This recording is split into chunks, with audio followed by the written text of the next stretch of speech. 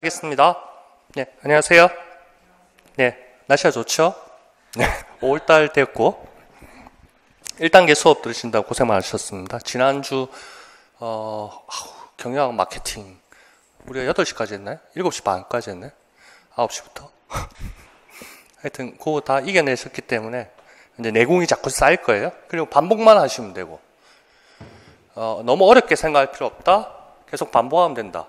나는 자신감이 있다. 시험에 반드시 합격할 수 있다. 합격해야만 한다.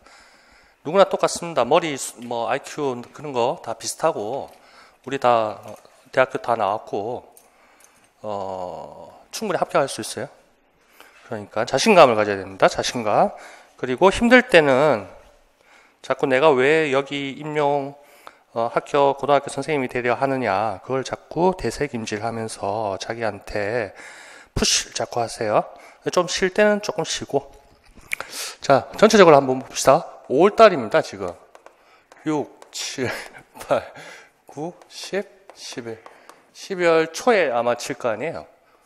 12월 5일날 재작년에 쳤고, 작년에는 11월 25일날 쳤고. 이거 없는 거 아니야. 하나, 둘, 셋, 넷, 다섯, 여섯, 일곱. 7개월 남았네요. 맞나요? 하나, 둘, 셋, 넷. 손으로 세는 게 좋아. 7개월 남았어요. 많이 남았잖아요. 맞죠? 7개월 남았으니까 아직 여유가 있고, 또 기간제 학교 또 자기 본업이 일이 있으면서 또 공부하시는 분 있고, 열심히 다들 사시죠. 자, 시간 충분하다. 그리고 우리가 못할 건 없잖아요. 다 이겨내면 됩니다. 자, 회계학인데 어젠가 메일 또 확인해 보니까 선생님 한 분 편지 주셨던데 그분은 이제 상업 경제, 무역, 마케팅, 경영학 안 듣고 회계학만 들으시나 봐요. 그래서 이번 단계까지 회계학만 듣고 1단계는 회계학 들었고 5월달 또 회계학 들으신다고. 그 다음에 이제 상업 경제, 경영학, 마케팅, 무역학을 하시겠다. 이런 작전인 것 같은데. 전략은 자기한테 맞게끔 하면 짜면 되고, 거기에 이제, 목표를 세웠으면 성과를 그만큼 내야 되는데, 제가 볼 때는 조금 제 스타일은 아닌 것 같아. 나쁘다 좋다 이런 뜻이 아니고, 그래서 다 같이 어느 정도 과목을 공부를 해야 되는데, 회계학 먼저 해놓고 어느 정도 알았다, 그 다음 다른 과목들 들어간다 이러면, 회계학을 또 어느 정도 복습을 매일 할지 모르겠지만 회계학은 뒤돌아서 하면 까먹습니다, 사실.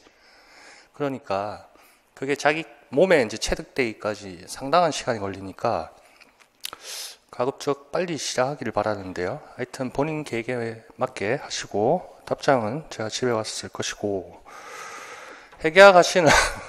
회계학 처음 시작할 때 질문도 많습니다. 수준이 어떻게 되느냐.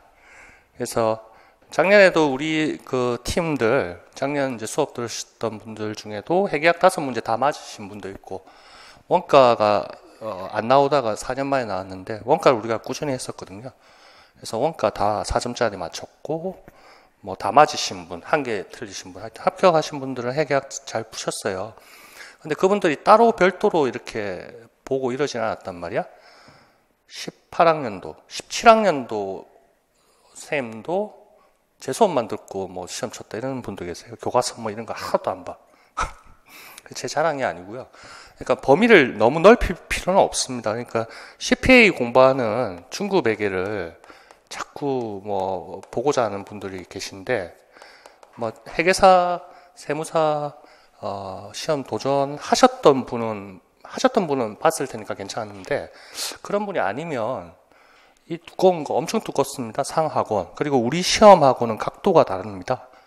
그런데 이거를 시간을 투자하느냐.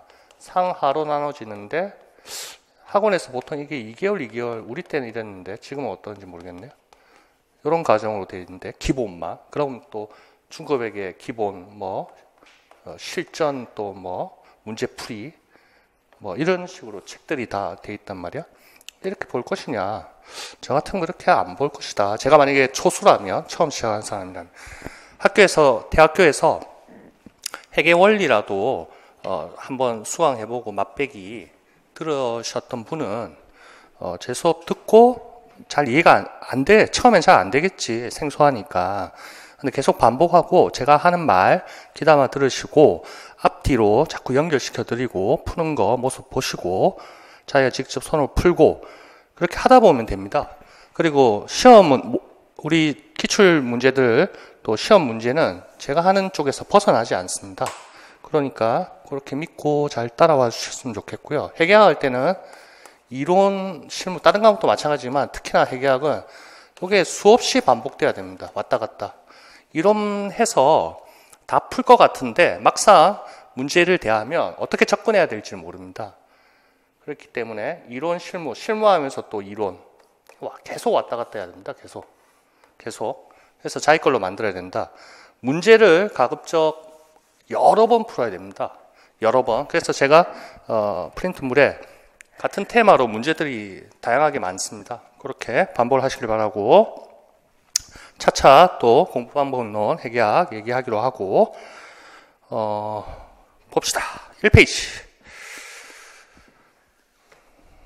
자, 목차하고 기출 분석입니다. 그래서 제가 1번부터 12번까지만 하면 되는데 예전에 종업원 급여 DCR 그 퇴직연금 거기 나와가지고 그건 나중에 한번 기출문제 구경할 거고 이런 목차로 제가 구성을 했고 지금 색칠된 걸 보면 주로 5번 쪽입니다. 매출채권 매입 채무하고 상품 거래입니다. 상품 매매 거래, 재고자산 이쪽 파트에 색칠이 많이 되어 있고 역대 기출문제가 많았더라.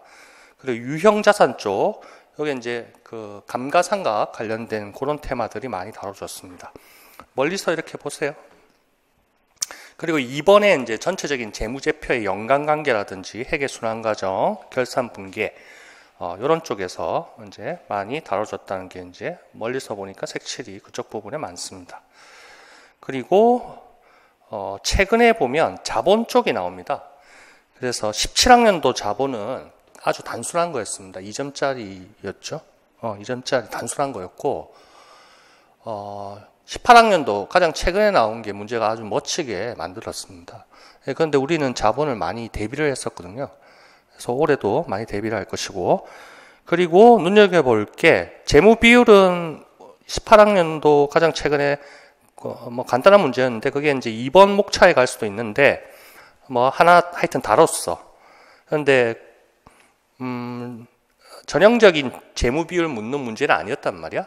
그래서 재무 비율 쪽에 매년 가능성이 있습니다. 출제 가능성이 있고 그 다음에 현금 흐름표 쪽에 16, 17, 18 안 달아줬다고. 그래서 올해는 19학년도 시험은 현금 흐름표가 반드시 다뤄질 거라고 저는 생각합니다. 한번 봅시다. 시험 문제 어떻게 되는지 내년 이맘때 가서. 현금 흐름표를 안 건들고 있어, 출제자가. 문제 만들기가 조금 힘들어서 그런지 위험 부담이 있어서 그런지 여하튼 현금 흐름표 재무 비율 계속 많이 나왔던 테마고 우리가 이제 이번 단계에서 많이 공부할 겁니다. 자, 이런 식으로 돼 있다는 거 봐주시면 되고 가볍게 보시고 2페이지 봅시다. 이번에 이제 원가 관리 회계입니다.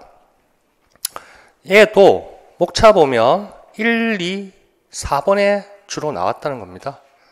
1, 2, 4번. 그런데 14학년도부터 우리가 최근에 이제 바뀐 출제 경향이잖아요. 15, 16, 17, 18. 14학년도에 한 문항 나왔고 18학년도에 한 문항 나왔어. 이거 안 나왔어. 그런데 18학년도 가장 최근 나왔던 문제가 전통적으로 많이 다뤘던 주제입니다. 제조기업의 원가 흐름의 과정, 제조기업의 원가 흐름. 그리고 CVP가 14학년도에 나왔고 올해 나올 것이냐? 19학년도 나온다는 얘기지. 요때 안 나오니까 사람들이 원가 관리가 우리가 공부해야 될 범위가 아니라고 자꾸 생각했는가 봐. 그러나 저는 계속 수업을 했거든요. 우리는 계속 공부를 했었고 딱 나왔어. 그래서 4점이야 이게. 아주 쉬웠어요. 근데 포기를 했다거나 대충 공부했다거나 이런 사람은 못 맞췄겠지? 우리 맞췄지. 자, 19학년도도 나옵니다. 제가 볼 때는 19학년도, 18학년도에 이제 원가 쪽에 문제를 다뤘기 때문에 19학년도도 다뤄질 가능성이 큽니다. 100%는 아니겠지만 뭐가 나올 것이냐, CVP하고 상업경제 우리 뭐 있었죠. 상업경제에서도 봤었고 뭔가 2점 내지 5점짜리는 안 될 거고 너무 많고 4점짜리 뭐가 나올 수 있을 것 같아요. CVP 요게 나올 거예요. 요게 CVP에. 그렇지만 제조기업 원가 흐름 우리가 반드시 해야 되고 그쪽도 전통적으로 많이 다뤘던 주제입니다. 그래서 그쪽 파트 많이 공부할 것이고 개별 원가 계산 제조기업 원가 흐름 1번, 2번이 같은 테마로 물어봅니다. 문제 이제 나중에 보면 아시겠지만 그래서 1, 2, 4번을 폭파합니다. 그런데 CVP는 오늘 프린트에는 없거든요. 시간이 이제 4주 해가지고 조금 남으면 제가 다뤄드리고 3단계 때는 반드시 하고 종합원가 계산도 하고 이번에 종합원가 계산 생략합니다. 여하튼 제일 중요한 거 합니다. 하여튼 목차 중에 제일 중요한 거 이번 단계에 다룹니다. 1번, 2번입니다. 그렇게 밑에는 출제될 것으로 예상된다. 제 생각에 만약 나온다면 CVP 쪽이고 아니면 제조기업 원가 흐름 1번, 2번 개별 원가 계산까지 합해서 그렇게 될 것이다. 자, 1페이지, 2페이지 가볍게 보시면 됩니다. 가볍게 보시면 되고 자, 3페이지도 가볍게 봅시다. 매번 보던 겁니다. 우리가 회계학에 16점 배점 5문항 나왔습니다. 18학년도에 18학년도에 회계학이 5문항 나왔고 16점 배점 됐습니다. 20%. 여기에서 원가가 하나가 들어갔기 때문에 보통 4문항이었는데 5문항이 됐다고. 상당한 비중입니다. 80점 만점에 16점이야. 요걸 다 맞았단 말이야. 그러니까 합격할 수밖에 없겠지. 자, 17학년 16, 15 봅시다. 17학년도는 4문항 나왔습니다. 원가 안 나왔고 여기에는 원가가 한 문항 포함되어 있고 요거 4문항 나왔고 13점 16.3%. 자, 2교시, 3교시 80점에 4페이지까지 그냥 가볍게 보시고 5페이지 여기 또 4문항 13점 동일합니다. 그렇게 지켜줬어. 출제자들이 그 비중을 지켜줬다고요. 15학년도는 이때는 몇 문항이지? 4문항 나왔고 14점 17.5%. 14학년도도 4문항 13점 16.3%. 자, 어떻습니까? 추세가 거의 비슷했어. 맞죠? 약간 올랐다가 뭐 이렇게 계속 갔어. 18년도부터 팍 올랐죠? 16점 이렇게. 내년은 어떻게 될 것이냐? 아니 올해죠? 19학년도 비스무리하게 가겠죠. 비스무리하게 갈 거란 말이야. 근데 내문항으로 줄어질까? 과연? 여기 원가가 포함됐는데. 근데 비슷하게 유지시켜 줄 수 있을 것 같아. 자, 여하튼 우리는 회계학은 겁내지 않고 다 맞추는 방향으로 가야 됩니다. 회계학도 잘 하시는 분도 계시고. 자, 여기까지만 보시면 되고. 방금 우리가 회계학 목차 받고 원가관리 목차를 봤는데 제가 1페이지에 목차를 이렇게 했죠. 재무회계라고 했죠. 그 다음에 2페이지 목차는 원가관리회계라 했습니다. 그래서 전체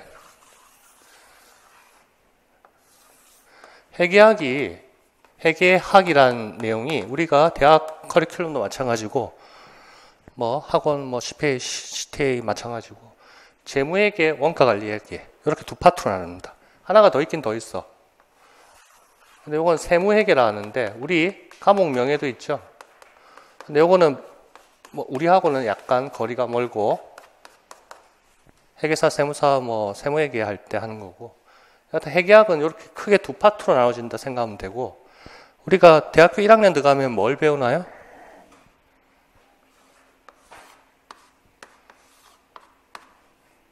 회계원리라는 거 배우죠?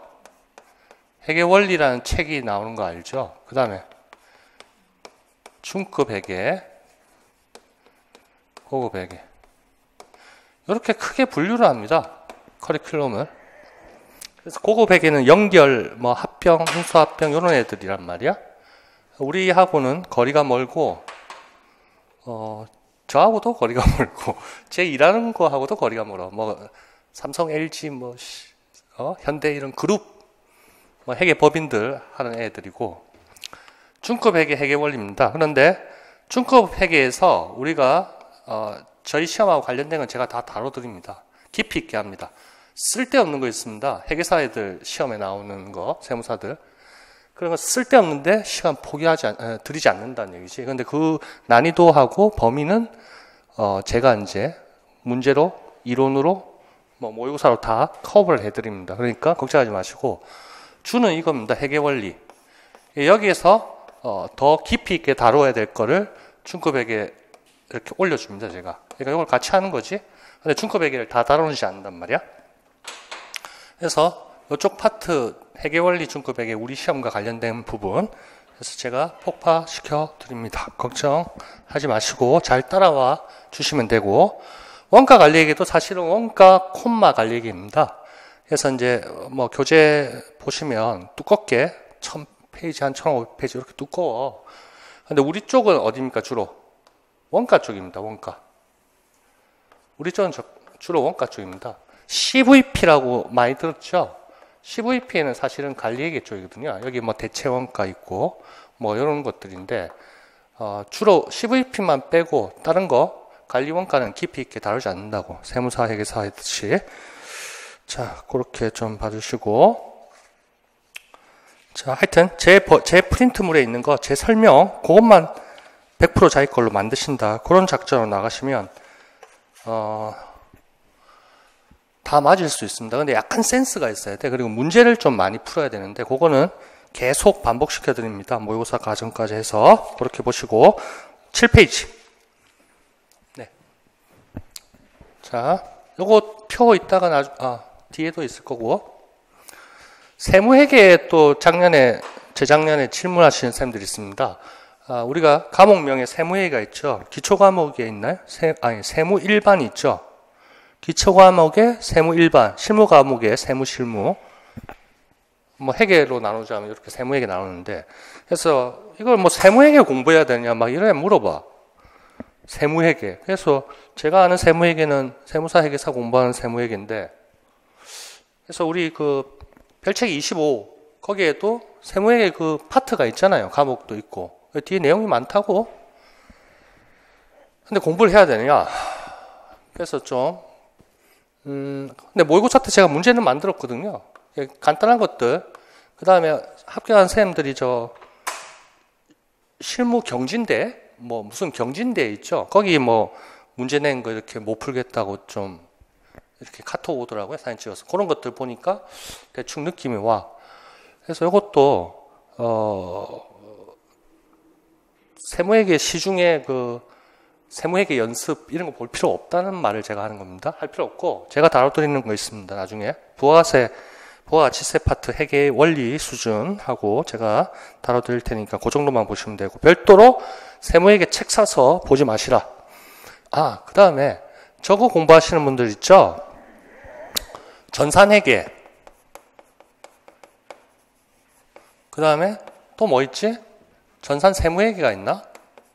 저희 직원도 요거 자격증이 다 있는데 전산 세무인가? 뭐 이래서 있어. 1급, 2급, 3급 뭐 있겠지. 근데 이런 것도 공부하시는 건 좋습니다. 자격증 따시고 하는 건 좋은데 도전도 좀 다뤄보고 하는 건 좋지. 근데 이것도 우리 시험하고는 거리가 좀 다릅니다. 각도가. 자격증 따시고 우리 시험에 도움 된다. 또 이제 학교 가서 학생들 가르치기 위한 목적이다. 그러면 하셔도 된다는 얘기지. 하셔도 되는데 우리 시험하고는 각도가 다릅니다. 각도가. 난이도도 다르고 각도도 다르고. 왜냐? 얘 공부하는 목적은 세무사무실에서 사무원들 있죠. 저희 직원 같은 분들. 그런 분들이 도전, K랩 그 다음에 한국 세무사에 뭐였지? 있어. 나라사랑? 세무사랑? 그런 프로그램을 다루는 목적입니다, 사실은. 그래서 기초적인 지식을 쌓는데 이론적으로 우리 공부하는 이런 거하고는 좀 각도가 달라요. 그래도 하시겠다는 분은 하시고 열심히 하시면 도움은 약간 되리라 생각합니다. 네, 됐고 7페이지 별책 25. 자, 이게 지난 시간에도 얘기했지만 2015745에서 최근에 바뀌었다. 2018 150호로 바뀌었다는 거. 내용은 거기서 거고 핵약만 처음 들으시는 분도 있을 텐데 바뀐 거 그걸 오늘 안 했구나. 다음 시간에 제가 프린트 해드리고 첨부 보충 자료로.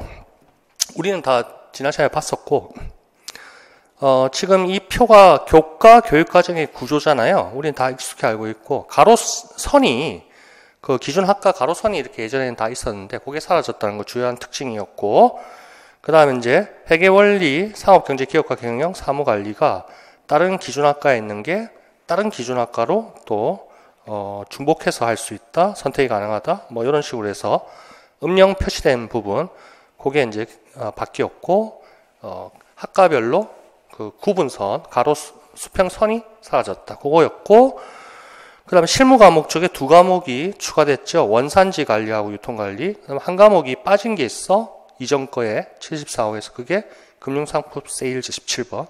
그거는 이제 기억할 필요가 없고. 자, 그렇게 보고 창의적 체험활동, 자율활동, 동아리, 봉사, 진로활동 이런 것도 암기가 돼야 되겠죠. 교육학 할 때 다 나오죠. 교육과정론 할 때도 나올 거고. 자, 그 정도 보시면 되고, 재무회계과만 이렇게 실선을 제가 그어놨죠. 요거. 그러니까 지금 회계원리 우리 이 수업 시간에 4주 동안 할 거. 관련되는 기초과목, 실무과목이다. 세무는 세무 일반, 실무. 이렇게 일반, 실무. 이렇게 쌍으로 놀고, 컴퓨터도 전자상거래도 전자상거래 일반, 전자상거래 실무. 이렇게 쌍으로 놀았죠. 일반, 실무 이런 식으로 쌍으로 노는 것들 잘 구별하시고 그 정도. 전에도 말했죠. 기업 자원 통합 관리 이거 우리가 경영학 시간에 배웠던 뭐였죠? 기업 자원 통합 관리 우리가 경영학 시간에 우리가 수업했던 거 ERP였죠. 예, ERP 전사적 자원 관리였습니다. ERP. ERP2도 있었고 MRP1, MRP2, ERP, EERP 또는 ERP 로마자 2, 학장 ERP 뭐 이런 거 머릿속에 일단 그림만 그리세요. 몇 개 계속 반복하시면 되고. 기업자원통합관리 글자 8자. 자, 8페이지 넘어갑니다. 중간에 있는 게 변경전입니다. 가장 2015-745 2015년 9월 23일 날 고시된 거 별책 25. 거기엔 총 43과목이었는데 17번 과목 삭제. 그래서 위에 상단 쪽에 이제 변경 후입니다. 2018년 4월 19일 한 달 전에 자, 2018-150호 거기에는 17번 금융상품 세일즈 빠졌고 대신에 16, 17 새로운 과목이 들어갔습니다. 중간에 없는 거, 변경 전에 없던 게. 자, 지금은 변경 후로 공부를 하셔야 됩니다. 별책 25도 2015, 2018-150호 그걸로 공부를 하셔야 되고, 추가됐다 이렇게 하고 나머지 바뀐 거 없고 앞장에 있던 교과 교육과정의 구조 그 트리만 조금 바뀌었더라. 그 정도 봐주시면 되고. 됐고. 자, 밑에 하단 쪽에 별표 해놓은 거는 한국교육과정평가원이 우리 출제 기간인 거 아시고 거기에 이제 출제 범위, 출제 인원 이런 게 있습니다.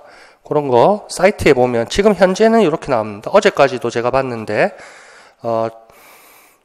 교육과정 출제 범위가 총론 교과 나눴을 때 지금 적힌 것처럼 그렇게 돼 있습니다. 그런데 이제 조만간 바뀔 겁니다. 이게 총론도 교과도 2018-150호 2018년 4월 19일까지 이런 식으로 바뀔 거란 말이야. 그래서 항상 뒤에 까지라고 돼 있기 때문에 총론이건 교과건 교육과정이 여기에 별책 25고 여기에 별책 1이죠. 까지로 돼 있기 때문에 최근에 나왔던 거 2018-150호 그걸로 공부를 해야 될 게 맞다. 가깝게 이게 바뀌었다 해봐요. 만약에 이게 교육과정이 시험이 12월 초인데 11월쯤에 바뀌었다 해봐. 그러면 아마 적용이 안 될 거란 말이야. 그게 2015 개정 교육과정이니까 15년이었지. 16학년도 시험에는 아마 09로 나왔는지 그래. 기출문제 제가 보니까.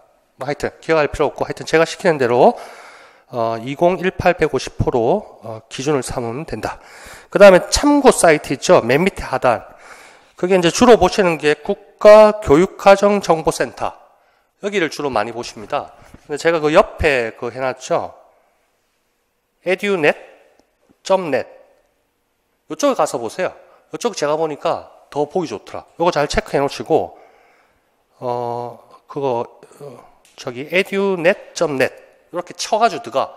그러면 한 목에 볼 수 있어. 15 개정 교육과정이 어떻게 바뀌었는지가 한 페이지에 쫙 나와. 다른 과목들 필요 없고, 우리는 별책 25만 쫓아가면 돼. 총론하고. 그러면 이쪽 페이지가 저는 편하던데, 한번 참고하십시오.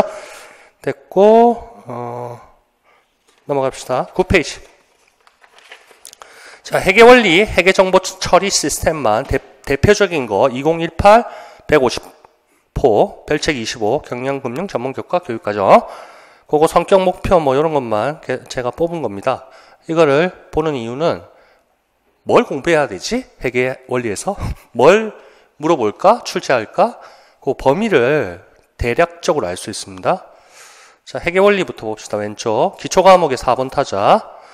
회계 원리는 NCS 실무 과목 선수 학습 내용 담고 있다. NCS 우리가 뭔지 다 알고 있고 작년 시험 문제 나왔다 했죠? 국가 직무능력 표준에 했고 자격기본법 2조에 따라서 쓰라 했어. 정의를. 자, 언제 안 물어볼 거고 회계 관련 규정에 따라 거래에 대하여 신속하고 정확한 회계 처리로 재무 상태와 경영 성과를 도출할 수 있는 능력을 함량할 수 있는 과목이다. 성격이 그렇게 되었네요. 재무 상태, 경영 성과 그렇게 색칠을 하세요. 재무 상태, 경영 성과를 색칠을 하세요. 결국 회계 정보 이용자들한테 주로 제공해야 될 정보입니다. 자, 재무제표가 대표적인 게 이제 뭐겠습니까? 재정 상태, 재무 상태 또는 재정 상태 뭐죠? 재무제표의 종류 중에 재무 상태표. 옛날에는 대차대조표를 했는데 재무 상태표. 그 다음에 경영 성과를 경영 성과를 알려주는 거는 예, 맞습니다. 손익계산서가 다 봐주셨죠? 손익계산서입니다. 만약에 한국 KIFRS, 한국채택국제회계 기준에 따라 재무제표의 종류는 이러면 어떻게? 포괄, 손익계산서 그렇게 해야 되겠죠.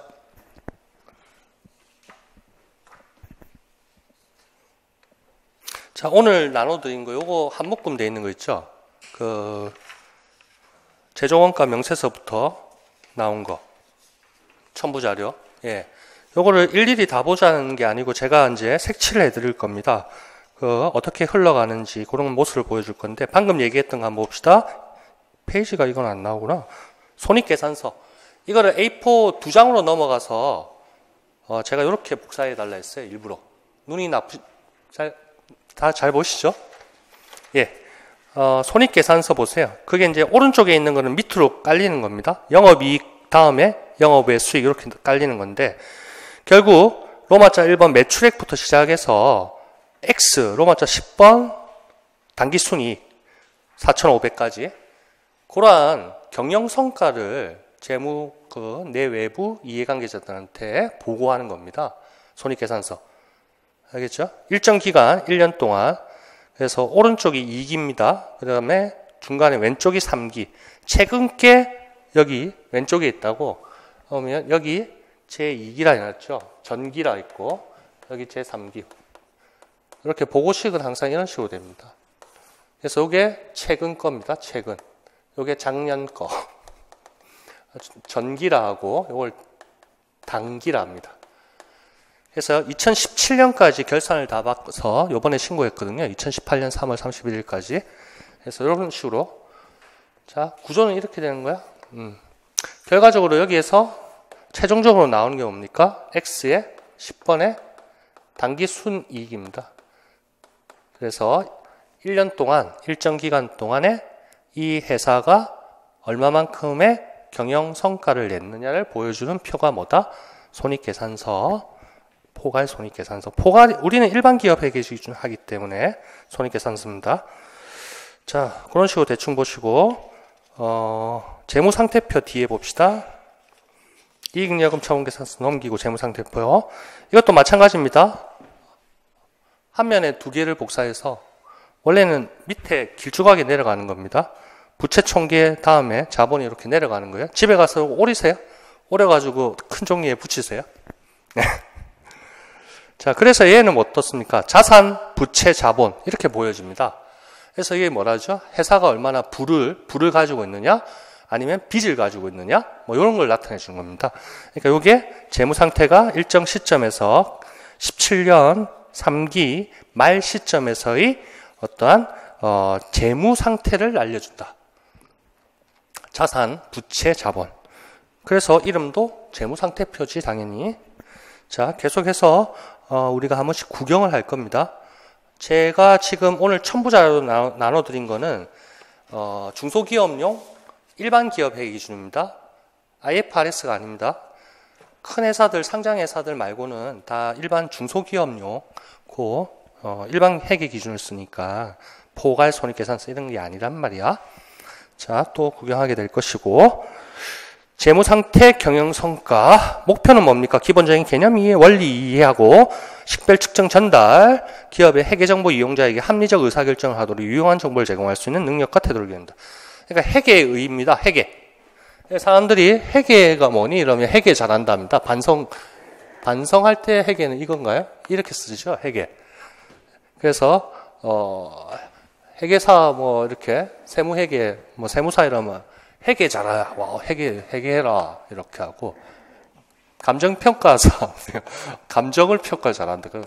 우리 술 먹다가 우리 감정평가사 친구가 있거든요. 지난주에도 저희 업체 이제 특허권하고 특허권 나왔다. 어우, 야, 내가 이제 코드가 많다. 여기 상표권이죠? 여기 쭉 크게 뭐죠? 저작권이었죠? 맞나요? 이게 뭐라 하죠?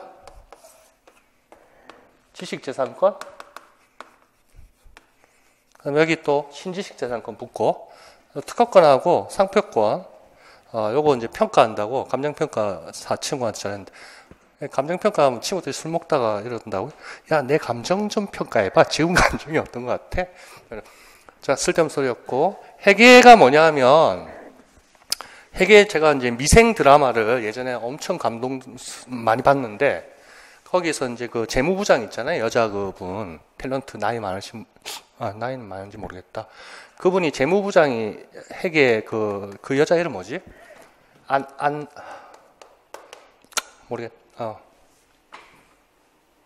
물어보잖아. 회계가 뭐라고 생각하느냐 하니까 뭐라 하는데 기업의 언어 이러더라고요. 이제 드라마의 대사 중에 나오는데 회계는 기업의 언어이다. 이거 굉장한 표현 같아.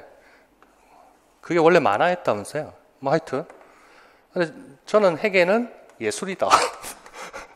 저는 항상 이렇게 속으로 생각하는 사람인데 이건 이제 그 책에 나온 정의가 아니고 회계는 여하튼 정보를 정보 이용자한테 제공하는 어떤 가정 이렇게 모든 책들에서 정의를 내립니다. 회계는 뭐니 이러면 그 정보 이용자가 뭘 하도록 합리적 의사결정을 하도록 어떠한 정보를 합리적 의사결정을 하는데 유용한 아주 사용하는데 효과를 발휘할 수 유용한 정보를 제공하는 가정. 맨날 그런 얘기해. 한자어로 하면 뭡니까? 모아서 계산한다. 뭐 이런 뜻 같아. 응? 이건 너무 좋았어. 저는 이거 예술. 근데 모든 게 다 예술이죠. 일하는 것, 공부하는 거 다 예술같이 하십시오. 즉, 정성을 많이 쏟아야 됩니다. 재밌게 할 수 있잖아. 자, 힘들어도 재밌게, 긍정적으로 생각하시고, 미래는 밝습니다. 시간은 금방 갑니다. 자, 됐고, 여러분 이제 합격해서 다 웃고 있을 거고, 내년 이맘때. 거기 이제 뭐 성격 목표 몇 번 반복해 보세요. 그래서 이제 회계에 대한 감, 정의 이런 것들 다 숨어 있습니다. 됐고, 내용. 자, 내용 명령하고 내용 명령 요소 보세요. 회계의 기초 개념에서 의, 목적, 분류, 구성 요소, 회계의 순환 과정, 회계의 윤리, 그 다음에 자산, 부채, 자본. 좀 전에 재무상태표 봤었죠? 살짝 봤잖아. 근데 자산, 부채, 자본 이렇게 크게 세 가지로 나눴다고. 그 다음에 손익계산서는 수익, 비용 이렇게 크게 나눠진다고. 그런 식으로 회계 처리, 결산하는 거, 결산의 절차, 재무제표 작성. 이런 식으로 우리가 크게 다뤄야 될 거에 대해서 뭘 공부하라 이런 것들, 시험 준비를 뭘 해라 이런 것들을 은근히 말해주고 있습니다. 그리고 회계의 순환 과정 있죠? 그 7자 있죠? 그거를 반드시 암기를 하십시오. 글자 하나 틀리지 않고. 회계의 순환 과정. 회계의 순환 과정 7자 반드시. 회계의 순환 과정. 똑같은 크기로 할까요? 회계의 순환 과정. 띄워보고 7자. 순환자 단어 어디서 나왔나요? 순환이라는 단어 어디서 봤죠? 예, 맞습니다. 배열의 경영관리 순환 과정, 개조, 지조통 이렇게 돌았지? 맞죠? 이렇게 돌고 돌았지? 회계 순환 과정도 마찬가지입니다. 마찬가지로 돈다는 얘기입니다. 1월 1일, 보통은 이제 회계년도가 1월 1일부터 12월 30일로 많이 대다수가 하니까 그 한 해 결산 딱 끝나고 마무리하고 다시 또 1월 1일 받고 1년 또 뺑뺑이 돌고 또 1년 돌고 그게 계속 순환한다는 얘기입니다. 그래서 회계의 순환 과정, 그 글자 조금 이따 또 보실 거고, 교수학습 평가, 교수학습 또 4번의 평가 이런 목차로 되어 있다는 거 알고 있고, 평가 쪽에 주안점, 성취 수준 이렇게 한다는 거 다 알고 있고. 자, 이걸 암기하라는 건 아니지만 그 내용 책에 있는 박스 있죠? 그거는 여기는 뭐 물어볼 것도 없겠다. 회계의 순환 과정 빼고는. 회계의 순환 과정 거기 밑에 회계윤리라는 단어 보이나요? 보이죠? 회계윤리 하면 뭐 생각나는 거 없나요? 우리가 배운 것 중에? 없지. 제가 문제를 옛날에 만들었지, 모의고사 때. 지금 우리가 뭘 하고 있죠? 회계학을 공부하고 있죠? 회계원리, 회계학. 그때, 이거 이제 모의고사를 봐야 될 텐데, 기업의 사회적 책임. 상업경제 뒷부분에 있었던 거 기억나네? 크리스마스. 캐롤. 캐롤이라는 애가 교수인지 뭐, 캐롤. 맞죠? 기업의 사회적 책임. 1, 2, 3, 4 이렇게 4가지로 구분했는데 경법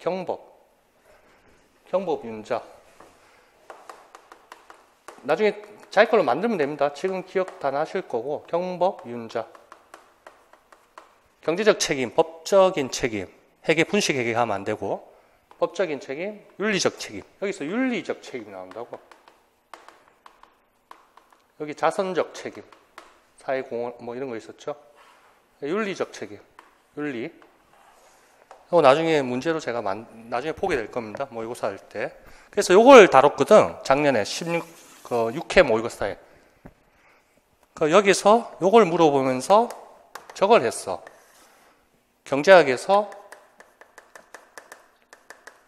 정보 불균형, 정보 불균형 다루면서 역선택 다루고 대리인 이론. 제가 노리는 테마는 이거였거든요. 기업의 사회적 책임 요거하고 대리인 이론을 섞어서 문제를 만들었다고. 모의고사 6회일 거야 아마. 마지막 회. 근데 물어보기는 이거 물어봤잖아.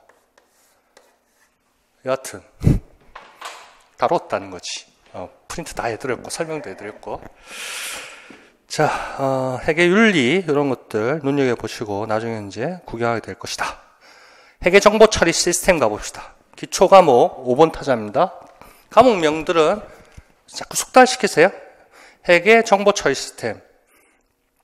이게 회계 프로그램 말하는 것 같아요. 회계 프로그램, 더 좋은 프로그램, K랩, 세무사랑 그런 것들. 옛날에는 또 뭐 몇 개 더 있었는데 뭐 옛날 거 모르겠고. 자, 회계정보 처리 시스템은 NCS 실무 과목의 선수학습 내용 담고 있다. 기업의 회계적인 사건 거래와 관련된 업무를 전산 프로그램을 통하여 신속하고 정확하게 처리하는 능력을 함량할 수 있는 과목이다. 전산 프로그램이죠. 그러니까 오른쪽하고 왼쪽하고 뭐 비슷해. 성격 목표 거의 비슷하지. 그런데 여기는 전산 프로그램을 통하여 회계 정보 처리 시스템. 목표, 회계 업무를 효율적으로 처리할 수 있는 능력을 함량한다. 오른쪽에 회계 원리는 어떻습니까? 개념을, 기본 개념 원리. 그러니까 원리겠지. 근데 오른쪽은 약간 실무적이죠. 효율적으로 처리할 수 있다.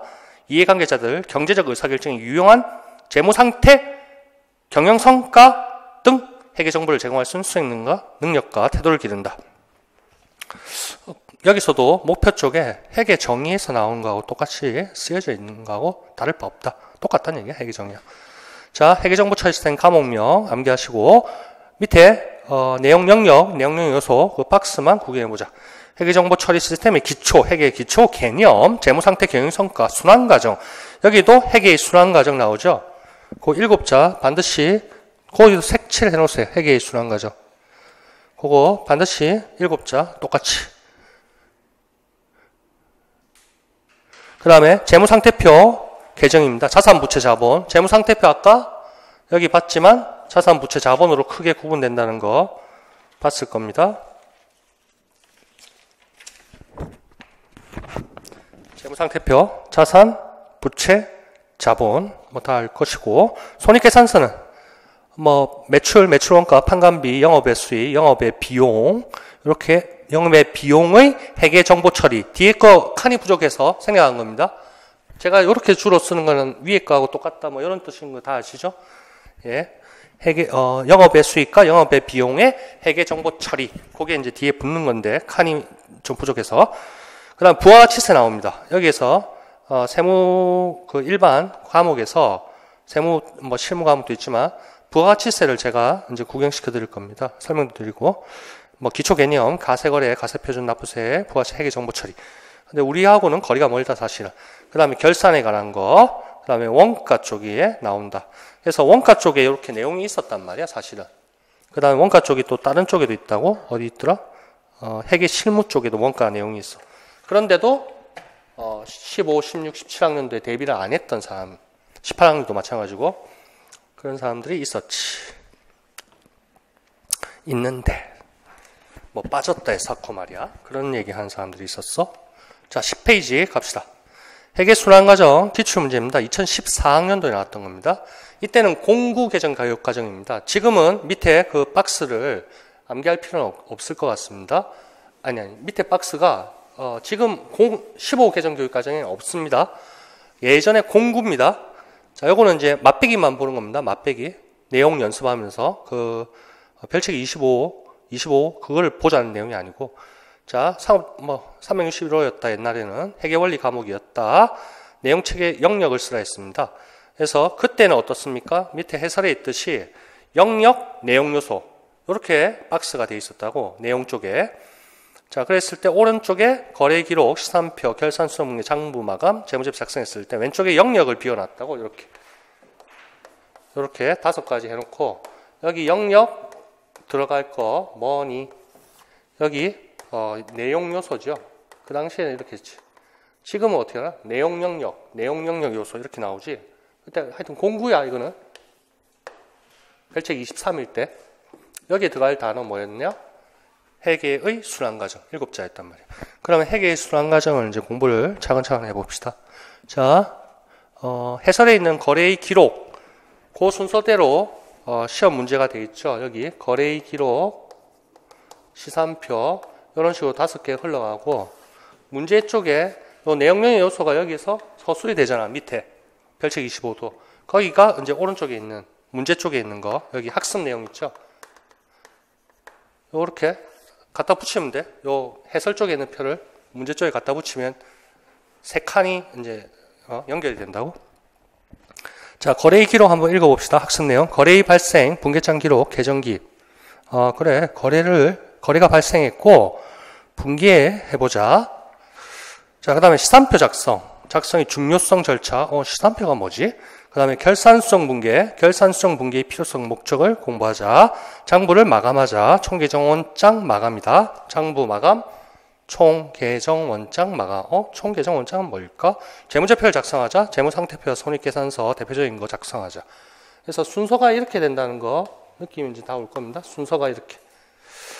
자, 그렇게 가볍게 일단 보시고 뒷장부터 공부할 거 회계순환과정 이제 공부하시고 다시 공구 계정 지금 문제 10페이지에 있는 시험 문제 그 박스도 다시 음미하시고 복습을 하는 겁니다.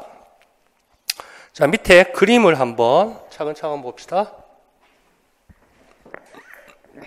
자, 회계의 순환 과정이 요 그림만 잘 기억하면 됩니다. 1번부터 8번까지의 과정입니다. 그래서 회계상의 거래가 있어서 거래가 발생됐다. 얘를 이제 분계를 한다. 3번 전기. 4번을 제가 그냥 결산 과정이라고 했습니다. 자, 그래서 결국 재무제표가 만들어지게 된다. 이 결산 과정이 또 순서가 있습니다.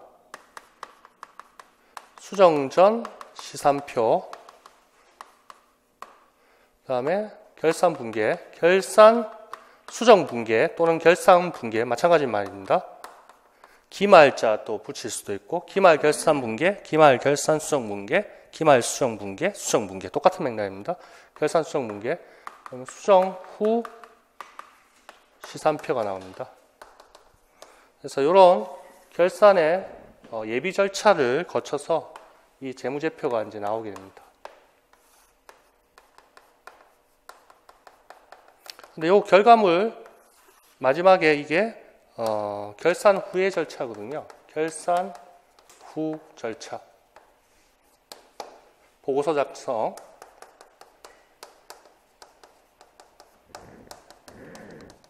여기 결산 후 절차가 빠져 있을 거예요. 뒤에 그림에 있는데 그거 하나 적어 놓으시고 이게 결산의 예비 절차. 그럼 요 중간에 뭐가 들어가 된단 말이지? 이게 결산의 본 절차. 여기가 장부 마감 또는 계정 마감.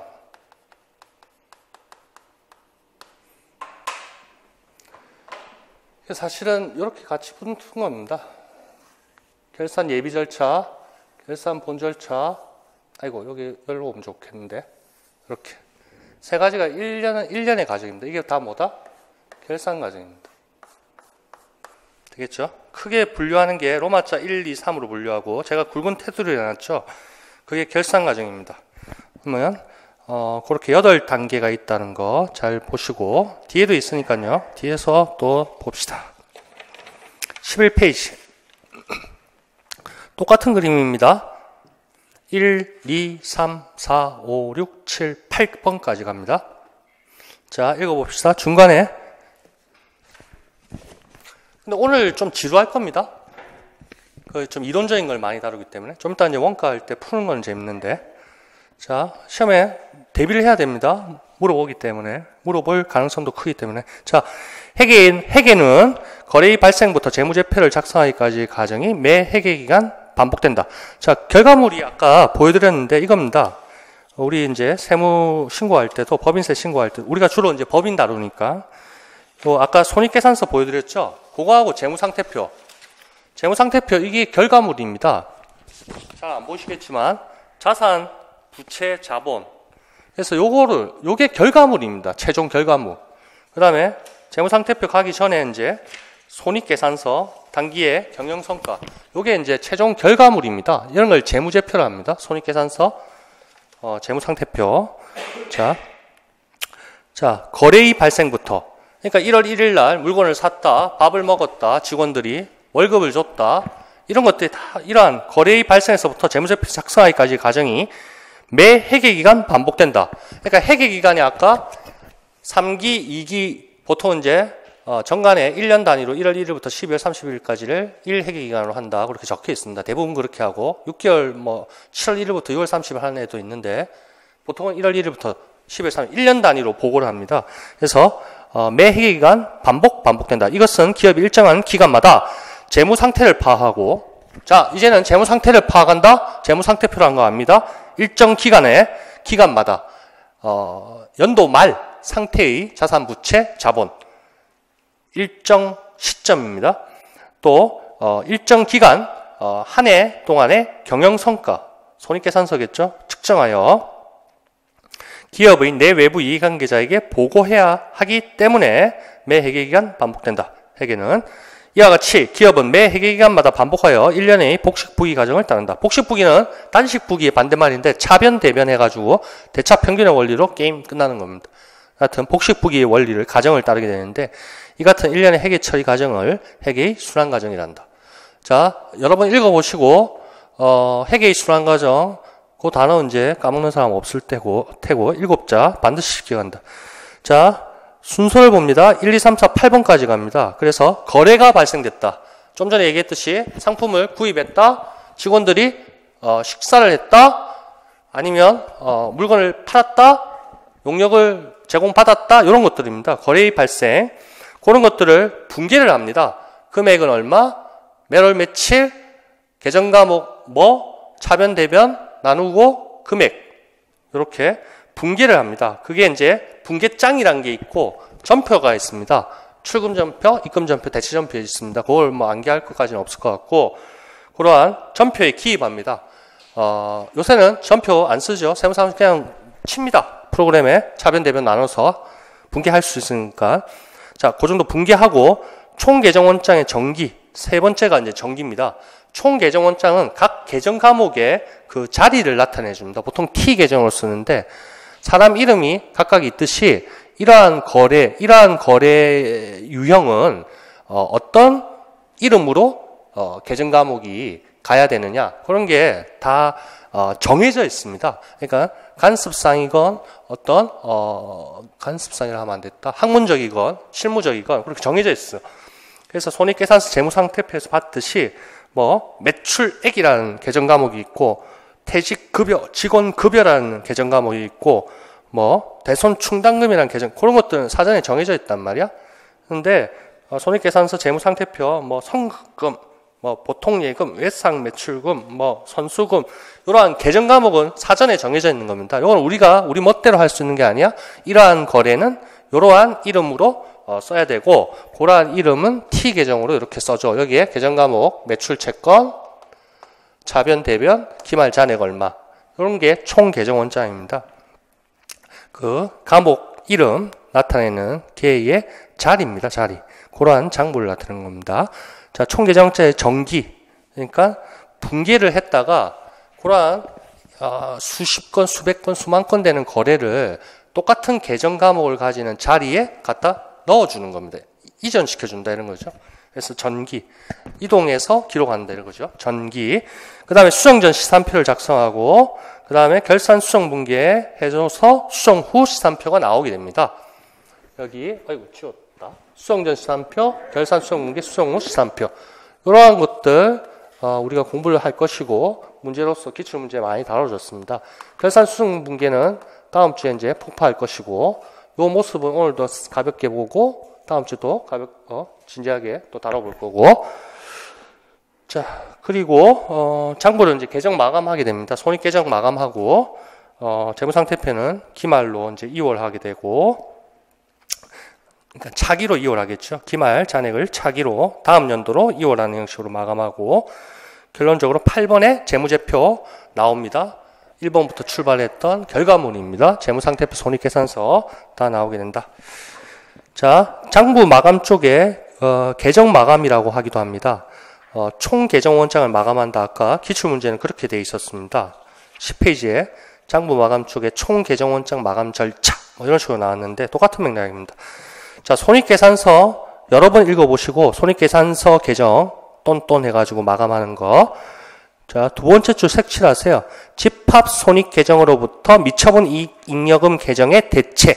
그거까지 쫙 색칠하십시오. 그게 이제 손익계산서 계정의 마감 절차입니다. 집합 손익 계정으로부터 미처분 이익 잉여금 계정의 대체. 그걸 색칠 쫙 하세요. 지금 뭐 정확하게는 모르겠지만 뒤에 이제 잘 나오니까 그때 또 자세히 한다. 지금은 전체 흐름만, 또 이름만, 용어만 익숙해지도록 합니다. 손익계산서 읽어봅시다. 손익계정을 소멸시키고 수익, 비용이죠. 당기순이익을 미처분 이익여금으로 이전하는 것. 자, 집합손익계정에, 집합손익이라는 임시계정에 이전했다가 집합손익계정, 날려가는 거죠. 집합손익계정으로부터 미처분 이익여금 계정에 대체한다. 그래서 수익, 비용 계정과 집합손익계정을 전부 소멸시킨다. 뭔 말인지 모르겠죠? 이렇게 너무 무시하면 안 돼. 여러분들 저보다 더 잘하는데. 45페이지 거기 옆에 적어 놓으세요. 나중에 이제 같이 봅시다. 자, 재무상태표 계정은 차기 6월 하면 되고 기말 전에. 자, 그렇게 1, 2, 3, 4, 5, 6, 7, 8 대략적으로 보시면 됩니다. 좋았어. 자, 오늘 보충 프린트 있죠? 자, 요걸 한번 봐주세요. 손익계산서 있고, 요 한 묶음으로 했거든요. 자, 페이지는 다 111이야. 뒤에만 4법 페이지까지 있고, 제일 처음 집어넣은 게 일반 기업 회계 기준의 손익계산서입니다. 좀 전에 제가, 이걸 뭐라 할까? 요걸 견본이라 그냥 부를게요, 제가. 견본 재무제표 보시라 하면 요거는 줄 아세요? 견본 재무제표? 견본 재무제표 보듯이 일반 기업 회계 기준에 의해서 작성된 손익계산서입니다. 제일 중간에 거 녹색 같은 걸로 색칠하세요. 손익계산서 이렇게 하고 여기 일반 기업 회계 기준 이렇게 딱 색칠하시고 뒷장 넘어갑시다. 뒷장은 뭡니까? 아이고, 손익계산서, 포괄 손익계산서 그것도 색칠하세요. 요거 비교하자는 겁니다. 앞장에 있던 손익계산서 KIFRS 한국채택 국제회계기준. 자, 이렇게 요거 두 개 이제 비교하자는 모습이고 이제 차차 보게 될 것이고, 그 다음에 회계순환과정이 다룹니다. 1, 2, 3, 4거든요.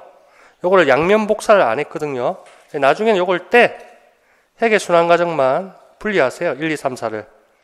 요거 다 분리해. 이 집어넣은 거 다 분리하셔가지고 회계순환과정 공부하실 때는 예전에 1단계는 막 칠판에 붙이고 그랬는데 1페이지, 2페이지, 3페이지 그거를 책상에 연속적으로 붙여놔. 이렇게. 회계순환과정 프린트가 총 4장이죠. 마지막 장은 그 예제고 나중에 이제 문제하면서 보게 될 거고, 회계순환과정 1페이지, 2페이지, 3페이지 이렇게 해서 공부를 하는 겁니다. 그 흐름입니다. 그럼 좀 전에 우리가 회계 프린트 오늘 본 교재 거기에 봤던 거 순서입니다. 상단 보세요.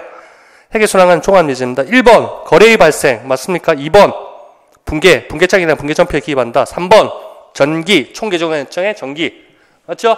그 다음에 4번 뒷장에 가야겠지. 옆으로 붙이라 했지. 수정전시산표. 그 다음에 기말 수정분계 5번 6번 수정시산표 7번을 제가 밑에 뽑았습니다. 밑으로 했습니다. 계정 마감 장부 마감.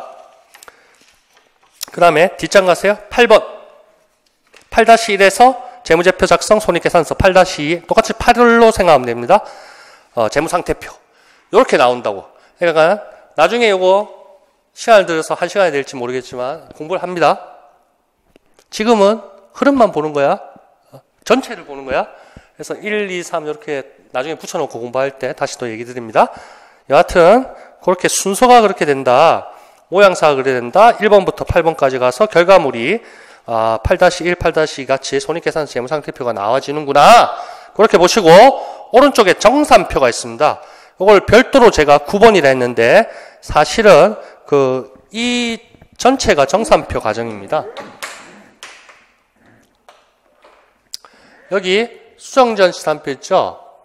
여기서부터 재무제표 작성까지 요 전체를 결산분계가 올바로 됐는지부터 해서 재무제표 작성이 올바로 됐는지 해서 그걸 전체를 검토하는 표가 있습니다. 요게 정산표라는 게 있습니다. 요렇게 하나 그림에 그릴 수 있겠나요? 요렇게 해서 정산표 하세요. 재무제표 작성 요까지 이제 조금 이따가 또 보게 됩니다. 요 정산표라는 거 세자를 기억하시고 정산표가 어떻게 생겼는데 이렇게 물어보면 방금 회계순환과정 그 3페이지에 있는 정산표 있죠.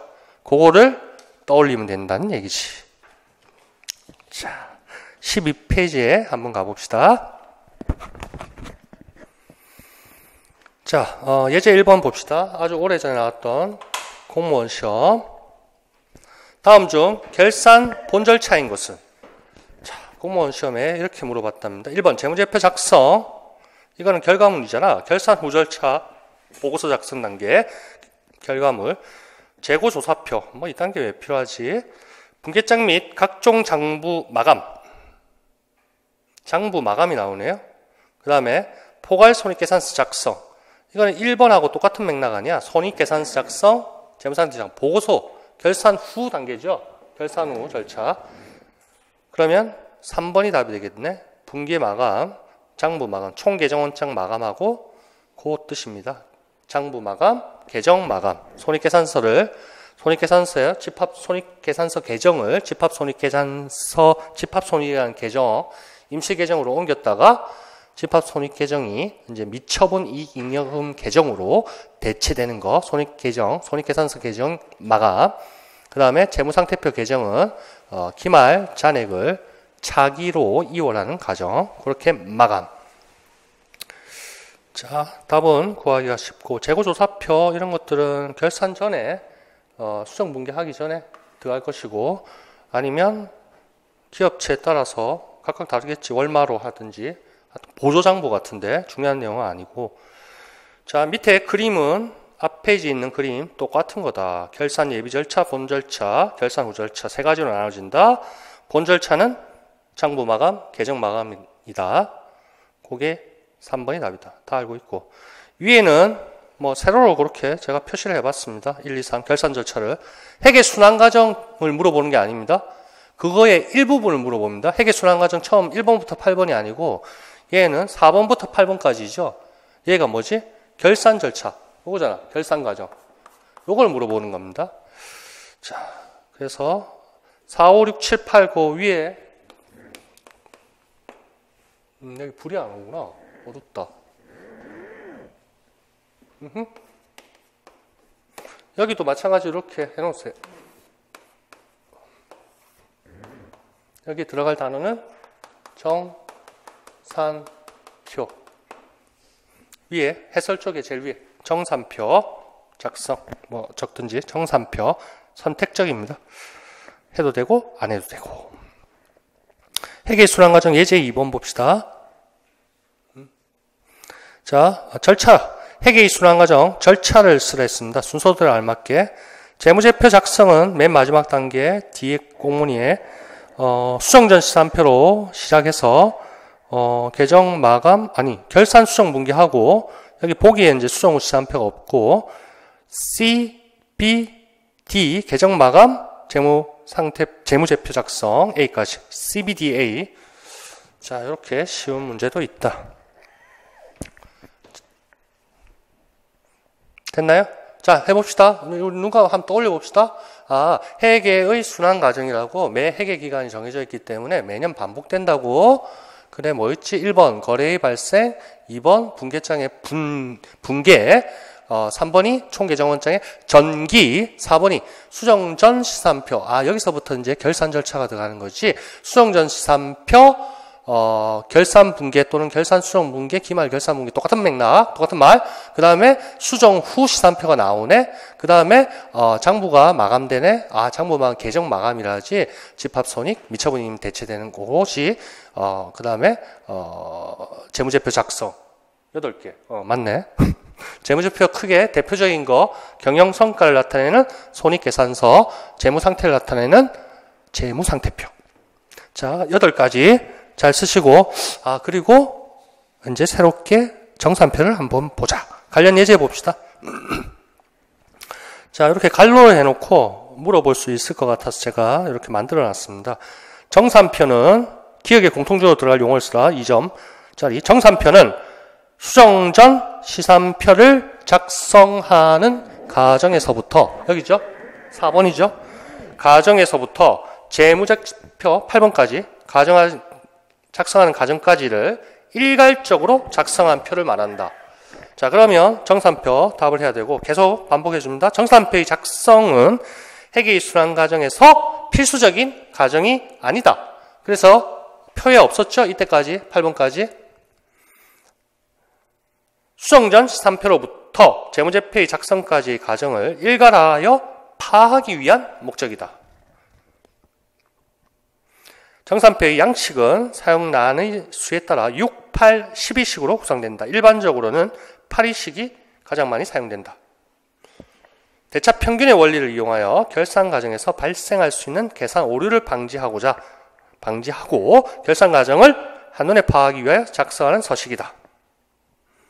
정산표는 효율적인 결산을 위한 도구일 뿐이며 결산이 복잡한 경우에만 작성해보는 선택적인 필수적이 아닌 서식이므로 선택적인 절차에 불과하다.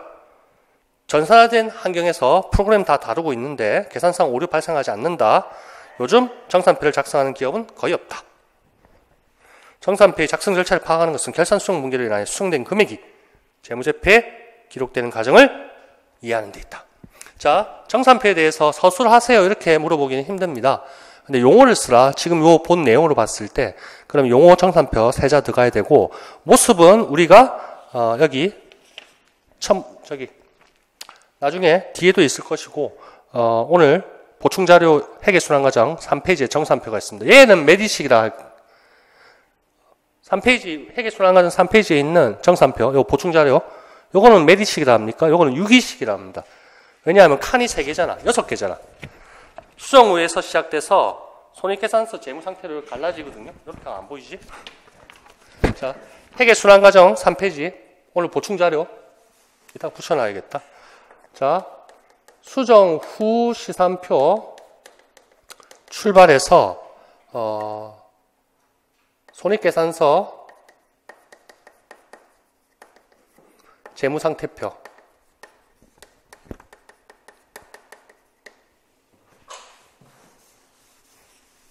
자, 결국 수정 후 시산표 과정을 거쳐서 요거 과정을 거쳐서 요게 섞여가지고 결국 나오는 모습이 이거잖아요. 그럼 수정 후 시산표에서 결국에는 이렇게 갈라진다고. 손익계산서, 재무상태표. 근데 이렇게 옆으로 나열했을 뿐입니다. 결과물이 이렇게 나온다는 거야. 손익계산서, 재무상태표. 근데 얘가 다 몇 칸이야? 차변, 대변 2칸씩이지. 맞죠? 그래서 하나, 둘, 셋, 넷, 다섯, 여섯. 그래서 얘는 유기식 정산표입니다. 지금 제가 3페이지에 있는 거. 이렇게 끊을까? 굵게. 이렇게. 그래서 각 계정 과목 이렇게 끌고 가는 거야. 오른쪽 왼쪽으로. 그런데 여기서 또 뭐 하나, 2개 더 붙었자. 이렇게 2칸이 더 붙었어. 그러면 8위식이 되겠지? 이건 뭘까? 결산, 수정 분계. 차변, 대변. 8까지 됐지? 10이 되려면. 여기는 예, 수정 전야 되겠습니다. 센스가 했어요. 예, 아주 고맙습니다. 하나, 둘, 셋, 넷. 이렇게 되는 거야. 근데 이렇게 되는 거야. 여기서 하여튼 요런 금액들이, 요런 과정을 거쳐서, 요쪽으로, 저기 자산 계정이라면 요렇게 간다. 여기에서 이제 약간의 변형이 갈 겁니다. 요 결산 수정 분계를 통해서 얘가 이렇게 갈라질 수도 있고, 이렇게 하여튼 변형이 가. 얘도 마찬가지야. 그래서 이렇게 간다. 이런 식이야. 요게 흐름이란 거지. 쫙. 그렇죠? 그래서 요걸 나타내는 표가 뭐다? 정산표. 그럼 정의에도 맞죠? 여기에도 여기서부터 수정 전부터 결산 수정 분계, 수정 후 시산표, 이게 뭐지? 정부 마감, 재무제표. 이렇게 1년의 과정이 나면 오케이. 끄떡끄떡 잘 해주시고. 자, 지금 크게 보는 거니까 세부적인 내용은 잘 기억을 자세히 볼 테니까 걱정하지 마시고 2페이지 그래서 제가 이걸 옆으로 자꾸 보라는 겁니다. 4번, 6번, 7 수정 후 다음에 이제 다 알 것이고 됐어. 자, 12페이지 하단에 있는 정산표 자세히 읽어보시기 바랍니다. 13페이지. 자, 우리가 자꾸 시산표가 나와. 수정 전 시산표, 결산 수정 분계, 수정 후 시산표. 그러면 시산표 자꾸 뭔데? 시산표 그냥 집계표라고 생각하면 됩니다. 집계표. 우리가 3페이지 정산표에서도 그냥 가볍게만 봤지만 집계표입니다. 집계표. 자, 봅시다. 시산표. 시산표는 붕괴와 전기가 올바르게 이루어진지 여부를 검증하기 위하여 작성하는 계정 집계표였다. 1번 거래의 발생, 2번 붕괴, 3번 전기, 4번 수정 전 시산표 이렇게 출발하잖아. 그러니까 시산표라는 게 그 앞 단계 정말 잘 된 거 맞아? 올바르게 했어? 오류가 없어? 그거를 검증하기 위한 계정별로 집계한 표입니다. 각 계정 과목마다. 자, 회계기간 중 모든 거래는 붕괴, 전기 과정을 거쳐 차변, 대변으로 나눠지고 붕괴와 전기 과정의 누락, 중복, 오기 등의 실수 여부를 검토하기 위해 시산표를 작성한다. 시산표, 집계표입니다. 시산표, 본다. 집계해서. 그럼 표, 시산표. 자, 자산, 부채, 자본, 수익, 비용. 이렇게 5가지입니다. 자산, 부채, 자본. 아까 재무상태표 견본에서도 봤죠? 크게 자산, 부채, 자본으로 나눠졌잖아. 손익계산서는 크게 수익, 비용이란 말이야. 크게 나눈다면. 그렇게 5가지 재무제표 구성 요소입니다. 그래서, 자산, 부채, 자본, 수익, 비용에 해당하는 모든 계정을 하나의 서식에 모아 각 계정의 합계 또는 잔액을 점검하고 차변, 대변, 제일 밑에 집계, 합계가 차변, 대변 일치하는지를 검토해서 일치가 안 한다면 오류가 있구나. 그래서 다시 수정하고 알아보고 검토하는 그러한 거다. 결산 기말에 하는 것이 원칙이지만 매월, 매주, 매일 하기도 한다. 때에 따라서 시산표는 작성 방법에 따라 합계 시산표, 합계 잔액, 잔액 시산표 이렇게 3가지가 있습니다. 합계 잔액, 잔액까지 같이 그 다음에 잔액 시산표, 합계 잔액 3가지 종류가 있습니다. 제일 밑에 그림으로 얘기할게요. 제일 밑에 있는 거는 잔액 시산표입니다. 13페이지 하단에 잔액 시산표의 색칠을 좀 해주세요. 거기 초록색 같은 걸로 잔액 시산표 돼 있죠. 거기 이제 요 윗부분이 총 계정 원장, 여기 잔액 시산표 해놨죠. 여기 색칠을 좀 해주세요. 잔액이라는 거, 잔액 3가지 시산표 종류 중 잔액입니다. 주로 시험 문제 잔액 시산표 많이 나오니까 합계 잔액 시산표 나오기도 하는데 그거는 잔액만 주요하게 보면 되니까 이게 제일 중요하단 말이지. 잔액 줄 긋고 시산표 색칠하세요. 초록색 같은 걸로 됐고. 자, 됐고 붕괴 봅시다.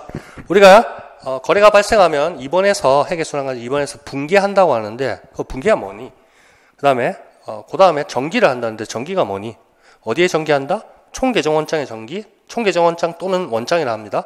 거기 한다는데 총계정원장이 뭐니? 그걸 이제 보는 겁니다. 시산표를 이제 알기 위해서, 정확하게 알기 위해서. 자, 붕괴 봅시다. 회계상 거래가 발생하면 몇 월 며칠에 어느 계정 과목은 이제 각각의 이름, 그 거래는 어떤 계정 과목을 써야 된다가 정해져 있기 때문에 그 어느 계정 과목에, 그 다음에 차변, 대변 중 어느 쪽 변에 갈 것이냐, 얼마 금액으로 기입할 것이냐를 결정해야 된다. 가정을 붕괴라고 한다. 거래의 내용이 자산, 부채, 자본, 수익, 비용 중 어느 계정에 해당하는지, 차변 또는 대변 중 어느 쪽에 기록해야 하는지, 그리고 금액은 얼마인지 파하여 기록하는 것이다. 똑같은 맥락입니다. 그래서 붕괴를 연습을 많이 하셔야 되는데 크게 힘들진 않고 우리 시험 나오는 것들 큰 어려움은 없습니다. 제가 다 알려드릴 거고 계정 과목이 많다고 생각하시는 분도 있을 겁니다. 처음에. 그러나 몇 번 반복하면 그다지 많지 않고 자연스럽게 암기가 될 겁니다. 그러니까 걱정하지 마시라. 됐고 붕괴의 법칙 봅시다. 차변, 대변. 회계는 항상 차변, 대변으로 나눠줍니다. 그래서 대차 이렇게 얘기하고 차변을 먼저, 왼쪽에 있는 게 차변, 오른쪽이 대변입니다. 그래서 차변 쪽에 자산의 증가, 거기 색칠돼 있죠. 그래서 자산은 차변이 자기 자리입니다. 기말 잔액, 그러니까 자기 자리가 차변은 왼쪽으로 이미 법칙상 정해놓은 거야. 그렇게 따르기로 돼 있어, 회계가. 그 다음에 대변 쪽에는 부채, 자본, 그 다음에 대변 쪽에 수익, 그 다음에 차변 쪽에 비용. 그 색칠된 게 자기 원위치입니다. 원위치.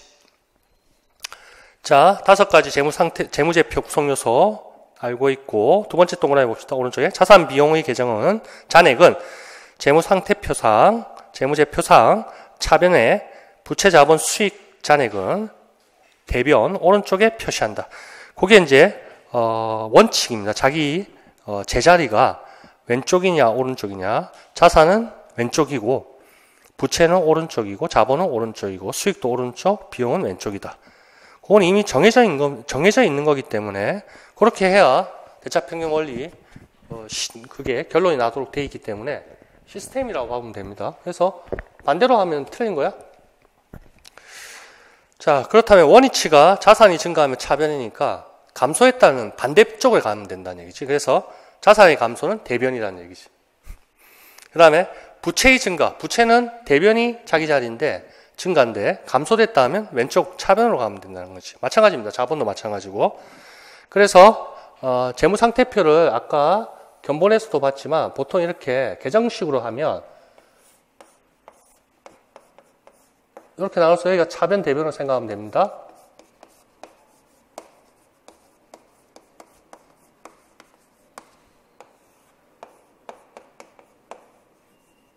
이렇게 크게 세 가지로 나눕니다. 자산이 100원, 부채 50원, 자본 50원. 요게 100, 100 이렇게 합계가 또이또이 맞아야 된다고. 이런 것을 차변, 대변, 대차, 평균의 원리 같아야 된다. 그러니까 올바르게 다 분기를 하고 전기를 했다면 모든 게 다 일치가 돼야 됩니다. 각 계정 과목마다 총계정 원장도 마찬가지고. 여하튼 자산이 왼쪽이 자기 위치입니다. 그러니까 자산이 증가, 플러스 방향, 왼쪽. 부채가 증가했다? 오른쪽 대변, 자본도 오른쪽 대변. 이게 원위치야. 근데 반대로 자산이 증가가 아니고 감소했다면 반대 대변 쪽으로 넘어간다. 나머지도 마찬가지고. 자, 됐고 가볍게 분계가 뭔지 한번 가볍게 봅시다. 회계의 순환과정 보충교재 1페이지를 봅시다. 그냥 가볍게 봅니다. 나중에 이거 시간 들여서 다 봅니다. 꼼꼼하게. 지금은 자 1월 회계의 순환과정 보충교재 1페이지. 자, 거래의 발생입니다. 1월 2일 사건만 봅시다. 그러세요? 그럼 뜯어야지. 잘한다. 1월 2일 날 보세요. 기계장치를 구입하고 현금 200을 지급하다. 이러한 사건이 발생했어. 거래가. 이걸 어떻게 분계장에 기입할 것이냐 이거야. 그러니까 날짜는 이미 나왔고 계정 과목은 차변은 뭘로 해야 되고 대변은 뭘로 해야 되고 금액은 또 200이나 나왔고 이거야. 그러면 1월 2일 날 이러한 사건을 회계 분계를 이런 식으로 한다는 얘기지. 날짜 적고 차변에 기계장치를 구입했다며. 그러면 계정 과목에 기계장치라는 계정 과목이 정해진 게 있어. 기계장치 금액 200 대변에 현금을 지급했다 했잖아. 그러면 현금이 대변으로 감소했고 금액은 200. 차변, 대변 200, 200으로 갔네? 차변은 200, 대변은 100. 이러면 틀린 거야? 항상 똑같아야 돼, 분계는. 자, 이랬을 때 현금이라는 거는 뭘까요? 자산, 부채, 자본으로 나누자면 현금은 여기 자산 쪽에 속한 거 아니야? 근데 자산이 지금 감소됐잖아. 기업체 밖으로 유출된 거 아니야? 내 호주머니에서 돈이 나갔다고. 그러면 자산이 감소지? 그럼 자산의 원리 증가는 원위치가 왼쪽이었지? 근데 감소됐기 때문에 오른쪽, 대변 쪽으로 간 거야. 맞나요? 그 다음에 기계장치는 자산, 부채, 자본, 우리가 정확하게는 지금 모르겠지만 자산이란 말이야. 기계장치는 유형자산. 그러면 그게 증가되었잖아. 그럼 자산의 증가는 원위치가 왼쪽, 차변. 그래서 거래를, 계정 과목은 뭘 쓸까? 차변, 대변 어디에 기입할까? 금액은 어디에 기입할까? 그래서 또이또이가 됐냐? 차변, 대변이. 자, 그런 겁니다. 그러니까 이거 동영상 들으시는 분이나 실강생이나 수준을 어디에 맞춰야 될지 잘 모르겠어. 회계 원리를. 진짜 회계 원리 어디죠? 뭐지? 부기학원처럼 해야 되는 건지 정확하게는 잘 모르겠지만 하여튼 차근차근 해봅시다. 자, 전기는 뭡니까? 그러한 분기에 나타난 계정 과목이 있잖아요. 방금 기계장치 200, 현금 200 그러한 계정 과목 변동을 당의 계정 원장에 옮겨 적는 것입니다. 밑에 T 계정처럼 그렇게 적는 겁니다. 매출 채권 T 계정, 총 계정 원장 중에 얘를 하나 든 겁니다. 그 다음에 매입 채무 T 계정 그게 각각의 계정 원장이랍니다. 매출 채권 계정 총 계정 원장, 매입 채무 총 계정 원장 이렇게 T 모습이라 해가지고 차변 대변을 T 모습이라 해가지고 T자형이라고 그렇게 얘기를 하죠. 우리가 보통 T자형 계정을 쓴다 이렇게 얘기를 합니다. 자, 말하면 원장은 분기한 거래 요소를 계정으로부터 구분하여 기록한 장부다. 사상부채 자본 수익 의미한다. 전기는 각 계정 과목 현재의 잔액과 일정 기간 동안 증가 감소 내역을 기록하는 절차이다. 분기는 각 거래를 일자순으로 기록하기 때문에 분기만을 특정 시점에 현금 매출 채권 매입 채무 잔액이나 변동 내역을 파악하기 어렵다. 그래서 이를 파악하기 위해서 현금은 현금대로 1월 1일, 2월 1일, 3월 1일 각각의 거래가 있었는데 분기가 있었는데 그거를 현금 계정원장 중심으로 모아 매출 채권도 마찬가지야, 매입 채권도 마찬가지야. 그렇게 등 계정 과목 변동 내역을 각각 기록하는 것이다. 자, 회계상의 거래가 발생한다. 즉시 분기에 기록하여 거래가 누락, 이중으로 기입되는 것을 방지한다. 좋은 말이고 이렇게 해야지. 분기가 완료되면 분계장의 기입 내용은 해당 계좌에 옮겨 전개되는데 이를 전기를 한다. 자, 요거 한번 보세요. 보충교재, 현금수랑 그 책상에 딱 펼쳐놔야겠다. 자, 1월 2일 날 우리가 분기했습니다. 그래서 차변의 기계장치 200, 대변의 현금 200 했습니다. 자, 3월 1일 날 거래만 또 하나 봅시다. 현금 100을 이자율 연 12%, 1년 후 원금 및 이자 지급 조건을 거래처에 대여했다. 그러면 차변의 대여금이라는 계정 과목이 나오고 대변에 현금이 밖으로 나갔으니까 회사 밖으로 유출됐으니 자산 감소 대변으로 현금 100 이렇게 나옵니다. 그것을 오른쪽 세 번째 전기 있죠? 여기 세 번째 전기 돼 있고 여기 총 계정 원장에 현금이라고 묶은 겁니다. 그래서 기초에 전기 2월이 있었고 그거는 현금 450이라 했었고 그 다음에 1월 2일 날 기계장치 구입한 거래 있었죠? 분계. 이렇게 현금마다 모은 겁니다. 그 다음에 방금 1월 3일이었죠? 3월 1일이었죠? 3월 1일 대여금. 이것도 마찬가지로 대변. 이런 식으로 현금과 관련된 것들 쫙 모은 거야. 마찬가지로 여기 오른쪽에 저 밑에 중간쯤 가면 매입 채무 보일 거고 이런 식으로 또 날짜별로 각 거래 일자별로 공통적인 계정 과목을 얘를 중심으로 차변 대변으로 이렇게 모은 거야. 그럼 얘도 결국 합계가 얼마 대변도 얼마 이게 일치가 돼야 될 거란 말이야. 여기 이제 기말 잔액이 나오겠지만 자 그런 식으로 하는 게 전기라는 겁니다. 그래서 총 계정 원장에 각 계정 과목별로 집계를 한다. 그렇게 생각하면 되고 자 총 계정 원장이 나옵니다. 어디에 전기하느냐? 총 계정 원장에 전기한다는 얘기지. 자, 모든 거래를 계정 과목별로 분리해서 기록한 정리한 장부를 말하고 T자형 계정을 사용하기도 한다. 자, 분계 전기. 분계장에 기입하는 게 분계. 그 다음에 총 계정 원장에 기입하는 게 전기. 그렇게. 아까 그림에서도 있었고 제일 앞에. 그래서 이것만 한번 더 해봅시다. 총 계정 원장에 여기 이제 총 계정 원장이라 했죠. 총 계정 원장 여기가 잔액 시산표 이렇게 크게 두 파트로 나누고 이거 체크하시라 했고 사실은 이런 식인데 제가 옆으로 그냥 붙였어요. 예를 들어서 이 두 개만 떼어낸 겁니다. 여기 매출 채권 여기 매입 채무 예를 든 겁니다. 예를 수없이 많은데 예를 든 겁니다.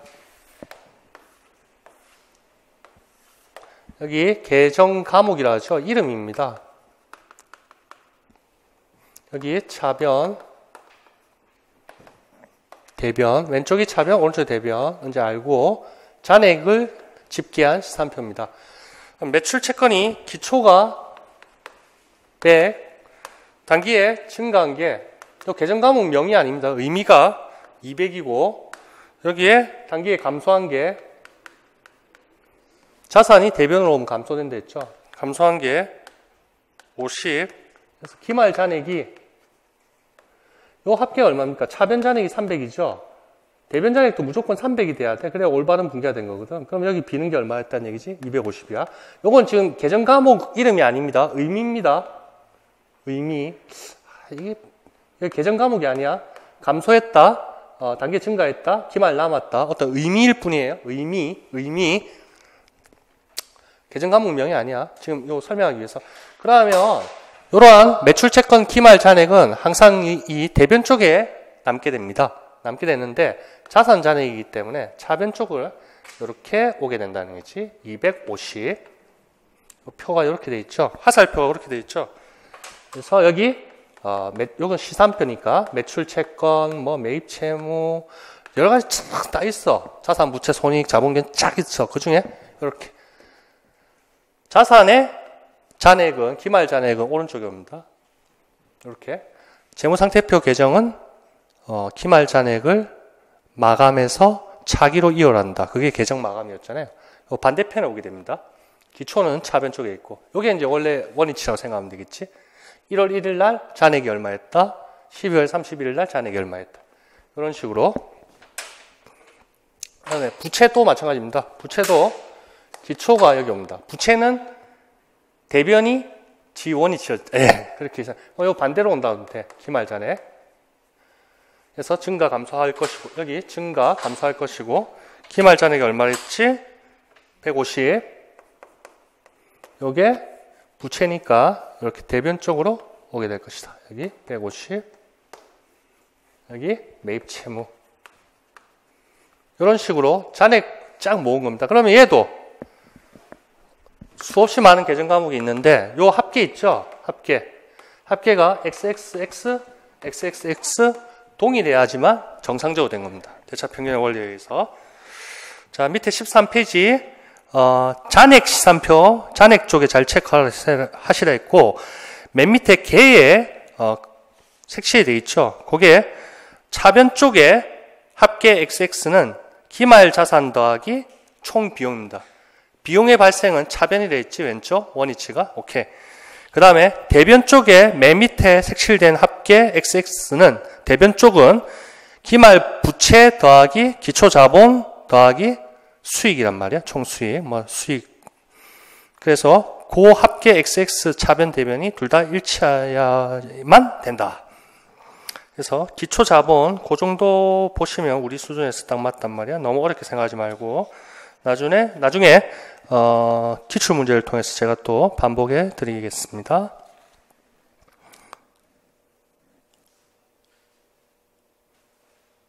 시산표가 조금만 더 하면 다 마치는데. 요거 한 페이지만 더 할게요. 자, 시산표. 회계상 모든 거래가 분계장을 통하여 총 계정원장이 각 계정에 바로 전기되었습니다. 대차평균 원리에 의해서 총 계정원장에 있는 모든 계정의 차변 합계 금액과 대변 합계 금액은 항상 일치하게 된다. 그게 방금 앞 페이지에 있던 잔액 시산표 그 등식입니다. 차변의 XX와 대변의 XX, 위에는 수없이 많은 거래가 줄들이 있겠죠. 칸이 있었죠. 그 밑에 결과물만 뽑은 겁니다. 그 차변 대변이 다 같이 이꼬르가 돼야 된다. 자, 그게 이제 잔액 시산표의 등식입니다.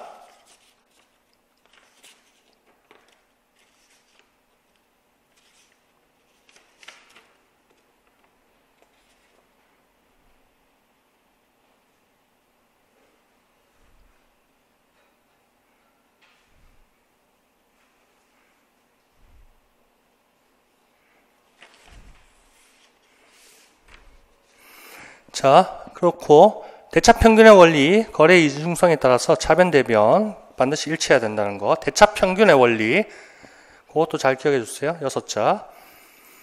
자, 그러나 시산표상에 발견될 수 없는 오류들이 있습니다. 그게 구체적으로 한 6가지 정도 있습니다. 그래서 차변 대변에 반대로 분기해서 한 분기 또는 전기하는 경우가 있다. 계정 과목을 반대로 했어. 계정 과목을, 차변 대변을. 고래도 밑에 결과물로 합계는, 차변 대변 합계는 XX로 똑같아져. 100원, 100원 합계는. 계정 과목을 중간에 살짝 실수를 하더라도.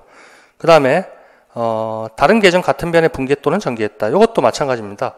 실수로 매출 채권해야 되는데 어떤 재고 자산을 했다거나 정말 실수를 한 거지.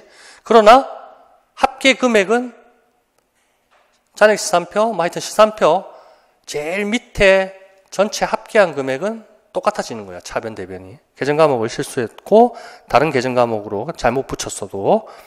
그 다음에 우연히 상계될 수도 있어. 아주 우연히 두 가지 계정이 둘 이상의 오류가 우연히 상계됐다면 잔액 시산표상에 발견할 수 없다. 뭐 이런 경우도 있을 수 있고. 그 다음에 전체 누락했을 수도 있어. 거래 자체를 1월 2일 날 거래를 차변 대변 100원 100원씩 썼는데 이 자체를 아예 누락을 했어. 분괴도 누락했다. 분괴는 했는데 전기를 또 누락했다. 뭐 이렇게 되면 시산표상에 발견할 수 없다. 그 다음에 이중으로 분괴했다, 전기했다. 그래도 차변 합계, 대변 합계는 같기 때문에 발견할 수 없는 오류. 그 다음에 다 같이 틀린 금액으로 동일하게 분괴했다. 100원 100원 해야 되는데 50원 50원 했다. 그런 식으로 했다면 발견할 수 없는 오류가 되겠다. 자, 1, 2, 3, 4, 5, 6번 차근차근 읽어보시면 되고 예제를 통해서 한번 봅시다. 시산표를 작성하는 목적, 예제 1번 시산표를 작성하는 목적 중 하나는 회계 기록상의 오류를 발견하는 데 있다. 다음 중 시산표에서 발견될 수 없는 오류는 자, 1번 총 계정 원짝의 대변 금액을 시산표상에 차변에 기입한 오류.